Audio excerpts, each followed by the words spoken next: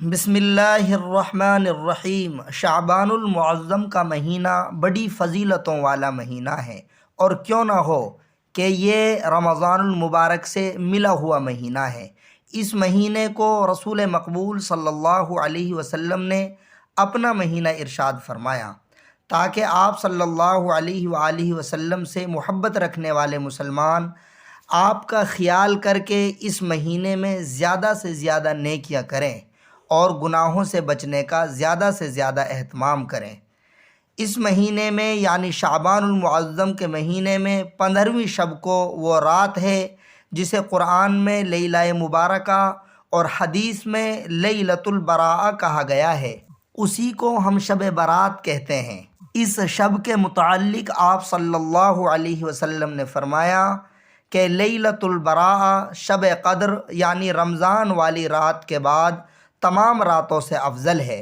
شب قدر کی طرح اس شب میں بھی غروب آفتاب کے بعد ہی سے صبح صادق تک اللہ تعالیٰ اپنا دربار عام بندوں سے قریب یعنی پہلے آسمان پر منعقد کرتا ہے اور اعلان کرتا ہے کہ کوئی گناہ بخشوانا چاہے تو میں بخش دوں، کوئی روزی مانگے تو میں روزی دوں، کوئی مصیبت سے نجات مانگے تو میں اسے نجات دوں۔ چنانچہ ان 3 آدمیوں کے سوا یعنی پہلا ماں باپ کی نافرمانی کرنے والا، دوسرا مسلمانوں سے کینہ اور بغض رکھنے والا، تیسرا کسی شرعی وجہ کے بغیر خاندان سے قطع تعلق کرنے والا، ان 3 شخصوں کے علاوہ اللہ پاک سب کی جائز دعا قبول فرماتے ہیں۔ اس شب میں آئندہ سال پیدا ہونے والے مرنے والے لوگوں کے نام لوح محفوظ سے نقل کر کے کارکن فرشتوں کو دے دیے جاتے ہیں۔ اسی طرح ہر شخص کی 1 سالہ روزی، عمر، علم، عمل، اولاد وغیرہ کی بھی تقسیم ہوتی ہے اور کارکن فرشتوں کے سپرد کر دی جاتی ہے۔ اس شب میں تمام انسانوں کے گزشتہ سال کے اعمال خدا تعالیٰ کی بارگاہ میں پیش ہوتے ہیں۔ شعبان المعظم کے مہینے کے متعلق کوئی خاص حکم خداوندی نہیں ہے، البتہ رسول اللہ صلی اللہ علیہ وسلم کے اعمال و معمولات اس مہینے میں یہ ہیں۔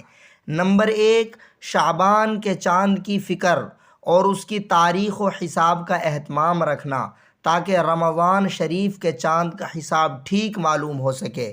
نمبر 2، 14 تاریخ سے پہلے کثرت سے روزے رکھنا، کیونکہ 15 کے بعد نفلی روزے رکھنے سے آپ صلی اللہ علیہ وسلم نے منع فرمایا ہے کہ کہیں ان نفلی روزوں کی تھکاوٹ سے رمضان کے فرض روزوں میں سستی نہ ہو جائے۔ نمبر 3، 15ویں شب کو یعنی شب برات کو رات بھر جاگنا، اور اگر رات بھر جاگنا ممکن نہ ہو تو عشاء اور فجر کی نمازیں حسب معمول جماعت سے پڑھنا، نفلیں پڑھنا، اپنے لیے اور اپنے مردہ اعزاء بلکہ تمام زندہ مردہ مسلمانوں کے لیے خدا سے دعائے مغفرت کرنا، قبرستان میں تنہا یا 1-2 آدمیوں کے ساتھ جانا اور تمام کے لیے دعا کرنا۔ نمبر 4، اگلے دن یعنی 15ویں کو صرف 1 دن کا روزہ رکھنا۔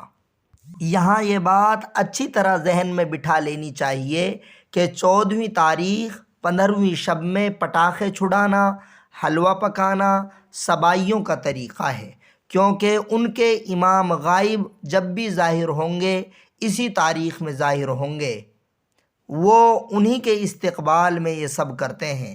مسلمانوں کو اس سے بچنا چاہیے۔ دوسری چیز جس سے مسلمانوں کو بچنا چاہیے یہ ہے کہ 15ویں تاریخ کے روزے میں عرفہ کے نام سے دوسرا روزہ جوڑنا یہ غلط ہے۔